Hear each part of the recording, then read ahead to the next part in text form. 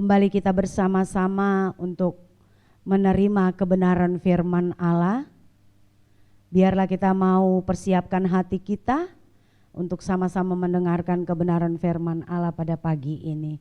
Kebenaran firman Allah pada pagi ini saya memberikan tema yaitu hidup ini pilihan. Terambil di dalam Ulangan pasal yang ke-30.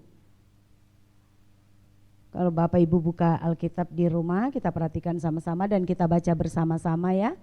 Di dalam Ulangan pasal 30 ayat 15 sampai ayat 19, cukup agak panjang sedikit tapi saya akan baca. Ulangan pasal 30 ayat 15 sampai 19 bunyinya demikian. Ingatlah, aku menghadapkan kepadamu pada hari ini kehidupan dan keberuntungan, kematian dan kecelakaan. Karena pada hari ini aku memerintahkan kepadamu untuk mengasihi Tuhan Allahmu dengan hidup menurut jalan yang ditunjukkannya dan berpegang pada perintah, ketetapan, dan peraturannya, supaya engkau hidup dan bertambah banyak dan diberkati oleh Tuhan Allahmu di negeri kemana engkau masuk untuk mendudukinya. Tetapi jika hatimu berpaling dan engkau tidak mau mendengar, maka engkau mau disesatkan untuk sujud menyembah kepada Allah lain dan beribadah kepadanya, maka aku memberitahukan kepadamu pada hari ini bahwa pastilah kamu akan binasa, tidak akan lanjut umurmu di tanah kemana engkau pergi menyeberangi sungai Yordan untuk mendudukinya. Aku memanggil langit dan bumi menjadi saksi terhadap kamu pada hari ini. Kepadamu kuperhadapkan kehidupan dan kematian, berkat dan kutuk. Pilihlah kehidupan supaya engkau hidup, baik engkau maupun keturunanmu. Amin. Demikian dengan pembacaan kebenaran firman Allah pada saat pagi ini. Di sini berbicara kalau kita melihat di dalam perikopnya adalah kehidupan dan kematian. Di dalam setiap hari hidup kita, berbicara tentang hidup ini adalah pilihan. Setiap hari dalam hidup kita tidak lepas atau kita diperhadapkan dengan banyak pilihan-pilihan setiap saat. Dari kita mulai bangun tidur pun pagi hari kita sudah diperhadapkan dengan pilihan dalam hidup ini. Dan di mana setiap pilihan yang kita ambil atau setiap keputusan yang kita ambil akan sangat menentukan langkah kita selanjutnya.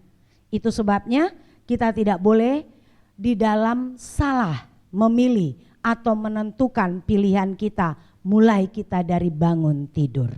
Contohnya misalnya ya, kita memilih pagi ini kita mau mengikuti ibadah atau kita tetap tidur di rumah. Kita memilih untuk giat bekerja atau kita bermalas-malasan. Kita memilih untuk hidup sehat atau kita sembrono dalam hidup ini. Kita memilih untuk menjadi sebagai anak-anak muda, sebagai kita anak orang atau pribadi orang dewasa yang mempunyai orang tua. Kita memilih menjadi anak-anak yang taat atau kita memilih menjadi anak pembangkang. Kita memilih untuk menjadi orang yang mau sekolah dengan serius, kuliah dengan serius, atau kita menjadi orang yang ogah-ogahan. Semua pilihan-pilihan dan masih banyak pilihan-pilihan diperhadapkan dalam kehidupan kita. Itu yang akan menentukan setiap apa yang kita ambil, kita pilih itu akan menentukan kita ke depannya. Itu sebabnya dalam kehidupan ini janganlah salah di dalam menentukan pilihan-pilihan hidup ini. Dalam ayat pembacaan kita pun seperti itu.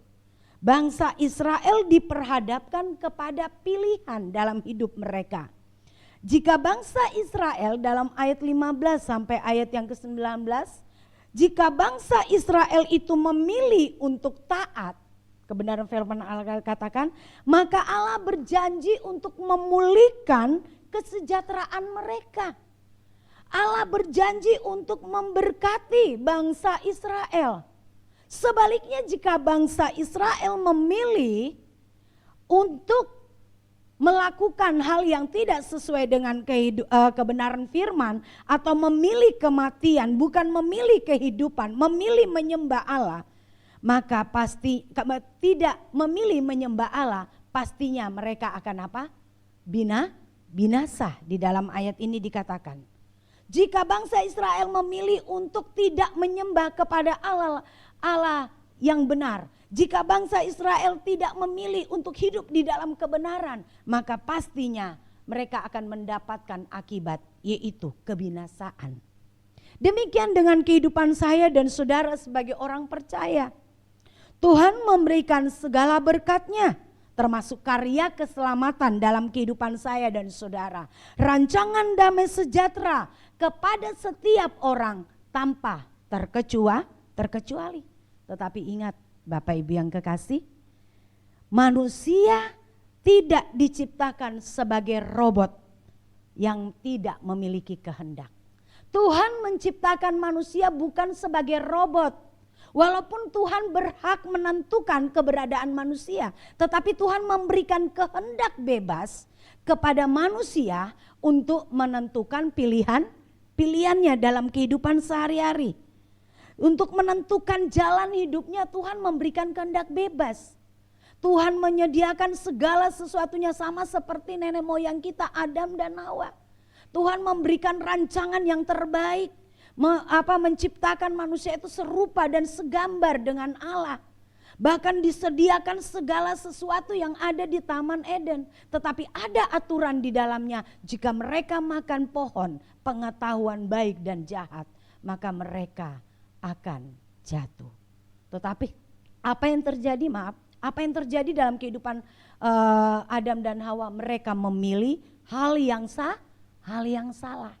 Nah, akibat dari pilihan yang salah ini mengakibatkan mereka terusir dari Taman Eden dan jatuh di dalam dosa lain. Bapak Ibu yang kekasih dalam Tuhan Yesus Kristus, saat kita memilih, apakah kita memilih untuk taat mengikuti rencana dan kehendak Tuhan, atau kita memilih berdasarkan keputusan kita yang berpusat pada kehendak sendiri? Tuhan tidak pernah memaksa kita. Semua itu tergantung kepada pilihan kita. Tetapi perlu kita perhatikan, Tuhan tidak memaksa pilihan saya dan saudara. Tuhan hanya memberitakan, Tuhan hanya memberikan karya keselamatan dalam kehidupan kita. Tetapi kitalah yang memilih untuk terus berjuang atau tidak, untuk terus mengikuti kehendaknya atau tidak. Pilihan itu ada pada kita. Tetapi yang perlu kita ingat bahwa setiap pilihan yang kita ambil akan ada akibatnya. Ini loh. Jadi setiap pilihan, kalau kita memilih yang baik maka berakibat baik. Saat kita memilih yang binasa, kematian, saat kita memilih hidup tidak benar, maka akibatnya juga tidak benar. Kita akan mengalami ratap tangis dan gertak gigi. Di dalam Yosua pasal 24, kalau Bapak kita sudah sering baca ya, Yosua pasal 24 ayat 14 sampai 15, di mana Yosua menyatakan dengan tegas dalam hidupnya pada saat dia memberikan, sebelum dia meninggalkan bangsa Israel, sebelum meninggal, dia itu memberikan pidatonya, dia menyatakan dengan tegas bahwa Yosua seisi rumahnya, ia tetap memilih untuk beribadah kepada Allah. Sekalipun seluruh umat Israel meninggalkan Tuhan. Tetapi Yosua tahu betul keberadaan dan karakter dari bangsa Israel yang mudah berpaling dari Tuhan. Itu sebabnya Yosua melontarkan pertanyaan, melontarkan pidatonya dengan tegas menyatakan bahwa pilihlah kepada siapa engkau akan menyembah Allah. Kepada Allah yang Tuhan yang telah menyertaimu selama ini, atau kepada Allah ilah-ilah yang tidak kau kenal. Nah, di sini pernyataan daripada Yosua ini, dia memilih untuk sekeluarga tidak menyembah kepada siapapun selain kepada Tuhan.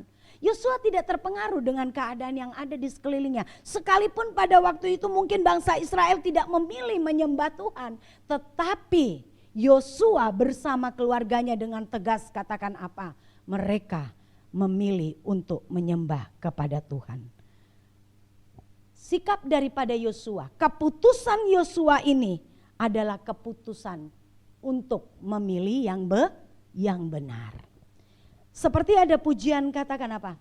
Ketika ku hadapi kehidupan ini, jalan mana yang harus ku pilih? Ku tahu ku tak mampu, ku tahu ku tak sanggup, hanya Kau Tuhan tempat jawabanku. Saat kita ada di dalam persimpangan untuk memilih dalam hidup ini, perhatikan, percayalah sekalipun itu sulit, saat kita ada bersama dengan Tuhan, Roh Kudus itu akan menuntun saya dan saudara, sehingga di saat kita memutuskan untuk memilih, maka pastinya kita akan memilih yang sesuai dengan kehendak Allah. Tetapi saat kita menentukan pilihan itu, karena kita memiliki kehidupan yang apa? Kita tahu Tuhan yang menjadi jawaban kita. Tuhan yang akan menuntun kita. Itu sebabnya lagu ini katakan apa? Ku tahu ku tak mampu, ku tahu ku tak sanggup, hanya Tuhan saja jawabanku. Arti katanya kita melibatkan Tuhan dalam setiap perencanaan kita. Kita melibatkan Tuhan dalam setiap keputusan-keputusan yang kita ambil, baik dalam kehidupan kita sehari-hari.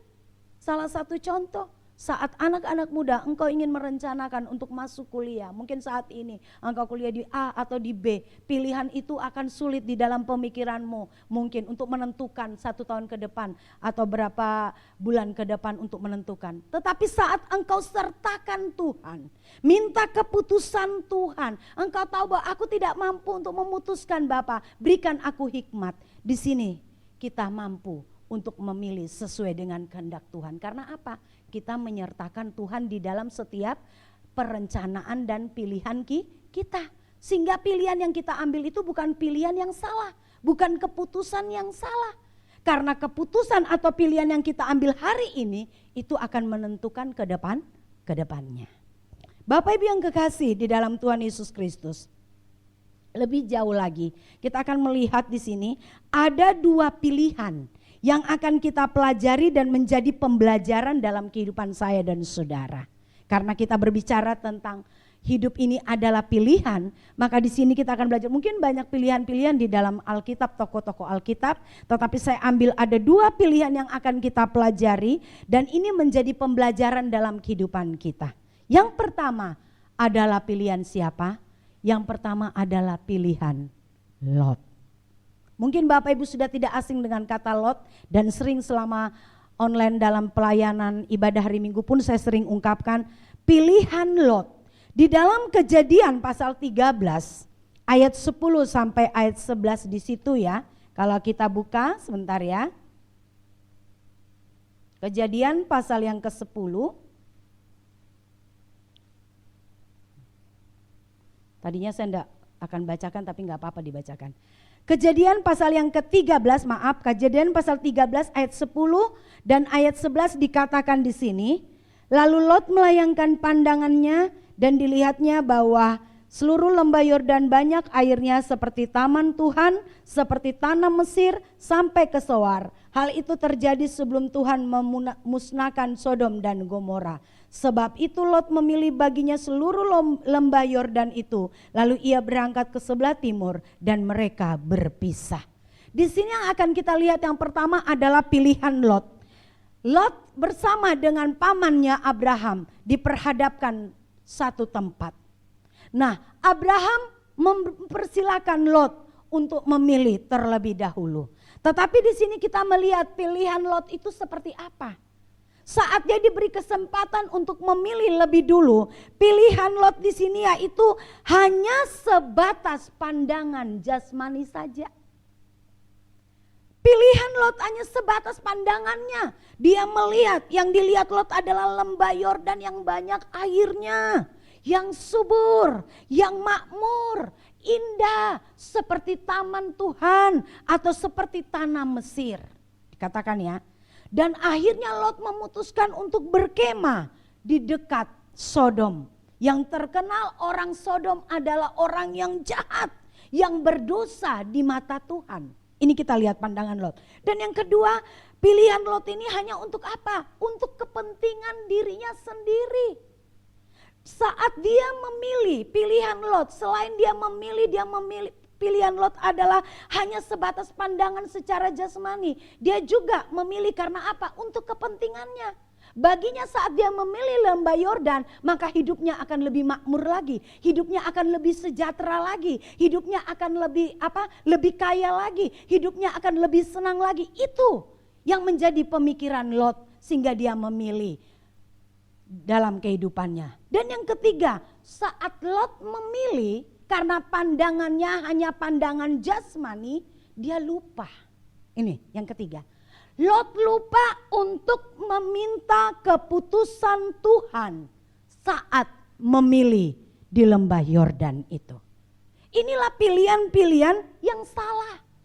Pilihan Lot adalah pilihan yang hanya karena berfokus pada sebatas pandangan jasmani, pada akan kebutuhan jasmani, akan kehidupan secara jasmani yang dia lihat enak, yang dia lihat aman, yang dia lihat nyaman, yang dia lihat makmur, yang dia lihat akan membahagiakannya, akan mencukupi kehidupan keluarganya, akan memberikan kenyamanan bagi keturunannya. Sehingga dia lupa di saat dia mengambil keputusan untuk memilih lembah Yordan. Dia tidak bertanya dulu kepada Tuhan, apakah benar ini pilihanku yang sesuai dengan kehendak-Mu. Ini tidak dipilih. Dan akibatnya, saya katakan tadi, setiap pilihan itu memiliki akibat-akibat ke depannya. Dan akibat dari pilihan yang salah, Lot memilih hanya berpandangan kepada sebatas hal yang jasmani. Maka akibatnya adalah apa? Kalau dalam Kejadian pasal 4 ayat 11, ayat 12 dan ayat 16 kita baca, itu dikatakan bahwa semua harta yang dimiliki oleh Lot itu hilang semuanya, habis saat Sodom dan Gomora dimusnahkan oleh Tuhan. Gitu. Apa yang dipertahankan, apa yang dikejar, apa yang dicari, itu semua hilang. Dan yang kedua apa akibatnya? Kematian. Bakal anak menantunya, bakal mantunya, calon mantunya juga mati. Bahkan istri Lot sendiri pun menjadi tiang garam. Ini akibat.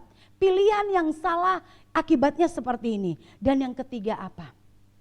Dosa Sodom dan Gomora menular kepada anak-anak daripada Lot.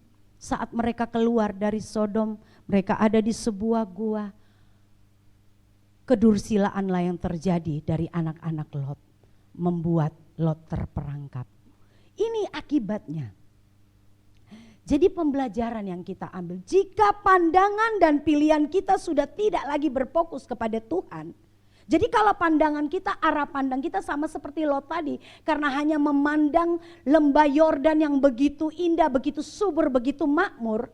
Berarti bukan lagi kepada pandangan kepada Tuhan, pilihan kepada Tuhan. Apapun yang kita cari, apapun yang kita kejar, apapun yang kita pertahankan akan diambil dari kita. Karena apa? Karena itu hanya bersifat sementara, yang sewaktu-waktu bisa hilang, yang sewaktu-waktu bisa binasa, yang sewaktu-waktu bisa dihancurkan. Inilah kehidupan pilihan yang salah. Itu sebabnya Bapak Ibu yang kekasih dalam kehidupan ini, saat kita diperhadapkan dengan berbagai macam pilihan, mari kita mau sertakan Tuhan di dalam memilih.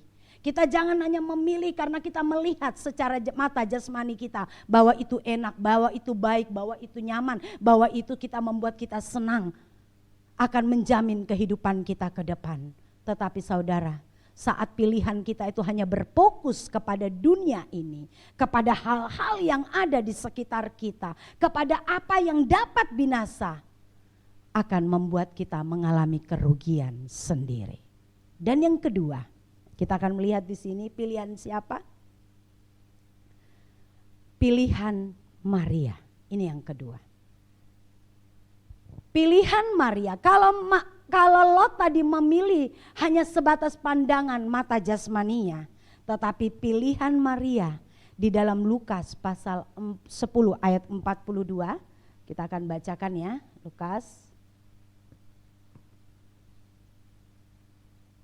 pasal 10 ayat 42. Ini sering kita baca di gereja saat kita ibadah, bahkan mungkin Bapak Ibu sudah ngerti ayat ini. Lukas pasal yang ke-10 ayat 42 dikatakan, tetapi hanya satu saja yang perlu. Ini, Yesus katakan ini kepada Marta pada waktu itu. Tetapi satu saja yang perlu.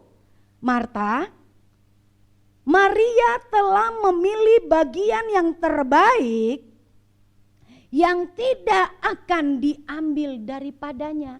Jadi pilihan Maria adalah pilihan yang terbaik. Nah, yang tidak akan diambil daripadanya. Arti katanya yang tidak binasa, tetapi kekal. Ini, pilihan Maria seperti ini. Ini pernyataan Yesus. Makanya Yesus katakan di awal perkataannya kepada Maria, satu hal yang perlu.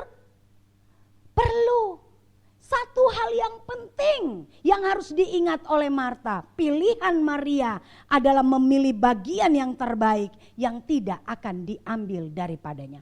Apa pilihan yang terbaik dari Maria yang Maria sampai dipuji oleh Yesus pada waktu itu? Di dalam ayat 39 kalau Bapak Ibu baca, bahwa bagian yang terbaik, pilihan yang terbaik adalah Tuhan inginkan apa? Maria itu duduk dekat kaki Tuhan. Berbicara duduk dekat kaki Tuhan, itu tidak mungkin Maria sejajar duduknya dengan Tuhan. Perlu kita perhatikan. Duduk dekat kaki Tuhan berarti mungkin Tuhan duduk di kursi, Maria duduk di bawah. Dia ingin dekat dengan Tuhan. Ini menggambarkan ada kerendahan hati di dalam diri Maria. Ada hubungan yang baik, ada hubungan yang dekat dan erat antara Maria dengan Yesus. Saat seseorang bisa duduk dengan seseorang yang duduk dekat kaki, biasanya itu antara bapak dan anak.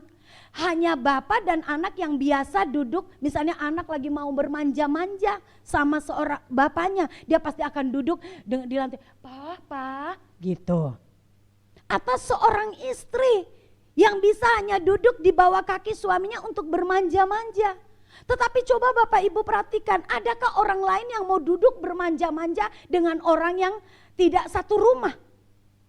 Itu kayaknya sih jarang dan mungkin tidak.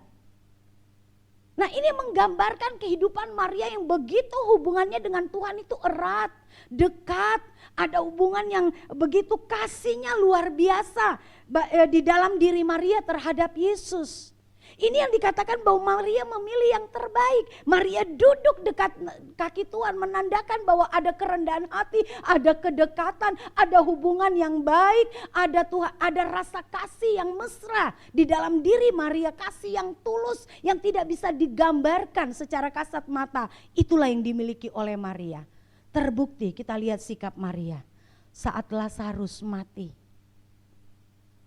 Begitu dia mendengar, diberitahukan oleh Marta, dia mendengar bahwa Yesus datang. Dia berlari menemui Yesus dan dia apa? Dia langsung tersungkur di bawah kaki, di depan kaki Yesus. Di dalam Yohanes pasal 11 ayat 32 dikatakan, Maria langsung tersungkur di depan kaki Yesus. Ini ciri-ciri dari orang yang benar-benar mengasihi Tuhan. Dia tidak peduli dengan keadaan apa pada waktu itu, tetapi dia langsung tersungkur. Arti katanya apa? Ada kesukaan di dalam dirinya. Ada sesuatu yang ingin dia tumpahkan kepada Yesus. Ada chemistry yang betul-betul dia ingin rasakan bersama dengan Yesus. Dan terbukti yang kedua adalah apa? Dalam Yohanes pasal 12 ayat 3. Kalau Bapak Ibu buka. Maria meminyaki kaki Yesus dan menyekanya dengan rambutnya. Berbicara tentang rambut itu adalah berbicara tentang kehormatan seorang wanita. Arti katanya di sini apa? Kehormatan apapun nama baik bagi Maria itu tidak penting. Yang ada, yang terpenting, yang terutama dalam hidupnya adalah Yesus. Ini loh. Ini yang mengapa sampai Yesus mengatakan bahwa Maria memilih yang terbaik. Yang pertama karena Maria duduk dekat kaki Tuhan. Ada hubungan yang manis, ada hubungan yang erat yang dibuat oleh Maria untuk Tuhan. Dan yang kedua dikatakan apa di dalam ayat 39? Ayat 39.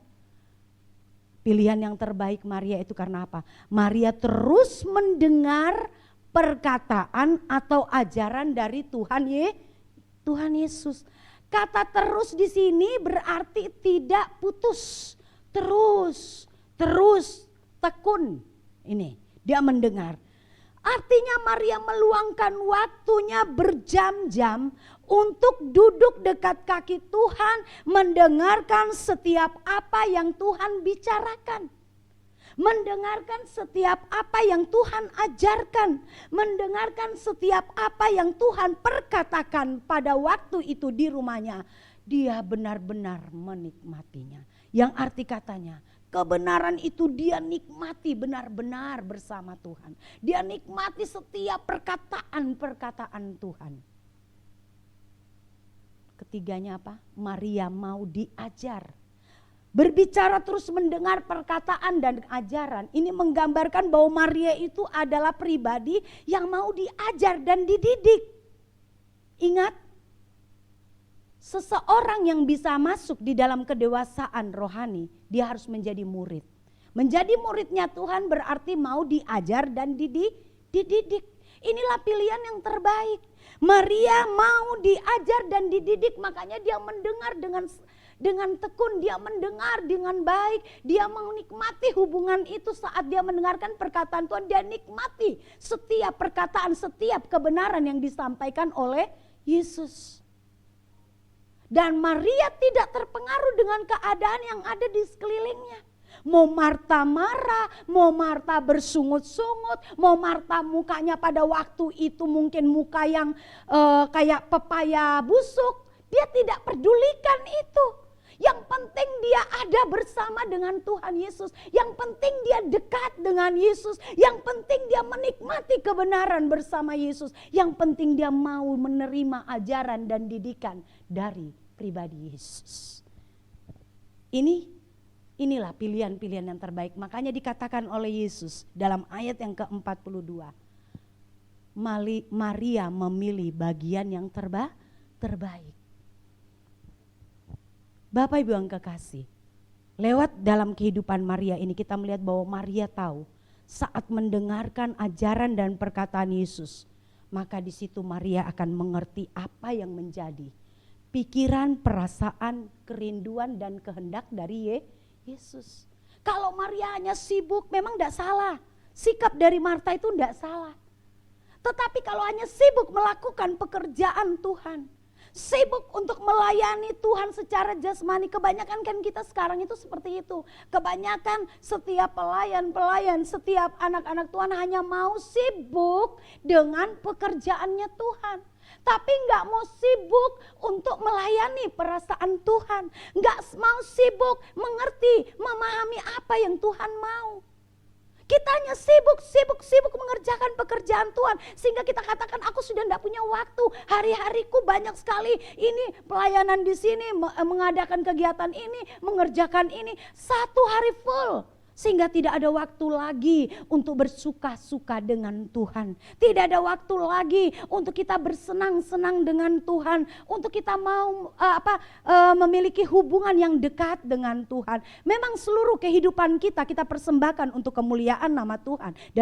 Dari kita bangun tidur, kegiatan-kegiatan kita, pekerjaan kita, apapun itu. Kita lakukan semua untuk kemuliaan nama Tuhan. Tapi perlu adanya hubungan yang manis dengan Tuhan secara pribadi. Nah, ini yang dimiliki oleh Maria. Sehingga saat kita memiliki hubungan secara pribadi yang intim dengan Tuhan, kita akan tahu, mengerti perasaan, pikiran Tuhan, dan apa yang Tuhan kehendaki dalam hidup kita akan mengerti. Lewat membangun terus hubungan dengan Tuhan. Dan akibatnya ada. Kalau Lot tadi punya akibat, Maria pun ada akibatnya. Akibat dari pilihan yang benar itu mengakibatkan sesuatu yang luar biasa. Kita lihat di sini. Akibat dari Maria memilih hal yang terbaik, memilih hal yang benar akan menghasilkan sesuatu yang benar juga. yang dia pilih akibatnya adalah apa? Maria mampu melakukan yang tidak dapat dilakukan oleh murid-muridnya pada waktu itu. Maria mampu melakukan apa yang tidak dapat dilakukan oleh murid-murid Yesus pada waktu itu. Saat Yesus bersama murid-muridnya makan, tetapi Maria mampu melakukan yang terbaik, yaitu menumpahkan minyak narwastu sehingga mengharumkan seluruh ruangan itu. Membuat seisi orang yang ada di dalam ruangan itu terpesona. Bahkan ada muridnya katakan apa? Aduh, untuk apa pemborosan? Tetapi Maria tidak berpikir itu adalah pemborosan. Tapi yang Maria pikirkan adalah untuk kesenangan Tuhan. Untuk memuliakan Tuhan, untuk menyenangkan hati Tuhan. Itu sebabnya dia lakukan. Tetapi murid-murid Yesus tidak memiliki pemikiran seperti itu. Arti katanya apa? Orang yang memilih bagian yang terbaik, yaitu memiliki hubungan yang baik dengan Tuhan, senantiasa mengerti apa yang Tuhan mau dalam hidupnya. Mengerti. Dan yang kedua, Maria mampu menangkap dan memahami perkataan Tuhan. Maria mampu memahami dan menangkap setiap apa makna dari perkataan Tuhan itu. Tidak terselubung. Maria bisa mengerti. Ini karena ada kedekatan. Ini karena ada hubungan yang erat. Ini karena ada hubungan yang tulus antara Maria dengan Tuhan. Sehingga setiap perkataan Tuhan itu bagi Maria adalah perkataan yang luar biasa. Saat terbukti pada saat Yesus datang, saat Lazarus mati. Setiap apa yang dikatakan oleh Yesus, Maria tidak pernah menggubris dengan hal-hal yang negatif. Tetapi kita lihat Marta. Marta malah katakan, bagaimana Tuhan mau digulingkan batu ini? Kalau dibahasakan sehari-hari, kan sudah bau. Karena apa? Marta tidak memahami Tuhan, tidak mengerti Tuhan. Dia hanya tahu sebatas bahwa Tuhan itu mampu melakukan mujizat, tapi dia tidak tahu perasaan Tuhan yang sebenarnya. Apa yang Tuhan mampu lakukan yang tidak dapat dilakukan oleh manusia. Ini yang tidak dipahami oleh Marta. Tetapi Maria mampu menangkap dan memahami itu semuanya. Bapak Ibu yang kekasih di dalam Tuhan Yesus Kristus. Mari hari-hari kita dalam keadaan kondisi saat-saat seperti ini. Firman Tuhan katakan bahwa hidup ini adalah pilihan. Saya memberikan contoh ada dua. Pilihan secara pandangan secara mata jasmani dan pilihan secara mata rohani, yaitu Maria yang memilih yang terbaik. Tinggal kita yang memilih saat ini. Kebenaran sudah disampaikan. Apakah kita mau memilih seperti Lot dengan pilihannya yang sebatas jasmani yang bisa binasa? Atau kita mau memilih seperti Maria yang memilih pilihan yang terbaik untuk kemuliaan nama Tuhan. Semua itu ada di dalam pribadi kita masing-masing dan hanya Tuhan yang tahu. Mari saat ini di dalam kehidupan kita, apapun rencanamu ke depan, apapun keberadaanmu yang dituntut untuk memutuskan suatu permasalahan, ada keputusan-keputusan yang harus kita ambil. Mari kita sertakan Tuhan, minta keputusan Tuhan, sehingga saat kita memilih, kita tidak salah di dalam memilih. Bahkan dalam kehidupan kerohanian kita, perjalanan kehidupan kita dalam berjuang untuk menuju kepada kekekalan, janganlah kita salah di dalam memilih. Tetapi kita mau seperti Maria yang terus mengalami kedekatan dengan Tuhan, yaitu kita mau duduk di kaki Tuhan. Arti kata duduk dekat kaki Tuhan tadi bahwa kita ada kerendahan hati. Ada hubungan yang luar biasa, ada kedekatan, ada kasih, ada ketulusan di dalamnya. Sehingga akibatnya kita mampu memahami apa yang Tuhan kehendaki dalam diri kita. Biarlah kebenaran firman Allah pada saat pagi ini. Saya percaya Bapak Ibu semuanya, kita perlu mengerti bahwa pilihanmu menentukan hidupmu ke depan. Oleh sebab itu bijaklah dalam menentukan pilihan agar kita tidak salah langkah dan akan disesali. Dan yang kedua, kesimpulannya, dan saat ini selagi masih ada kesempatan, mari kita memilih berjuang bukan untuk hal-hal yang bersifat sementara atau kenyamanan yang sesaat. Tetapi mari kita mau memilih berjuang untuk hal-hal yang bernilai kekal. Ini perhatikan, kita mau memilih berjuang untuk hal-hal yang bernilai kekal, yaitu kehidupan kekal. Demikianlah kebenaran firman Allah. Saya percaya Bapak Ibu semuanya, kita pasti memilih. Dan pada kesempatan ini juga kami menyampaikan happy birthday juga buat Tari ya. Panjang umurnya, sehat selalu, tetap bersemangat dan berjuang terus di dalam Tuhan. Jangan pernah lemah, jangan pernah gentar. Tuhan Yesus memberkati kita semuanya. Shalom.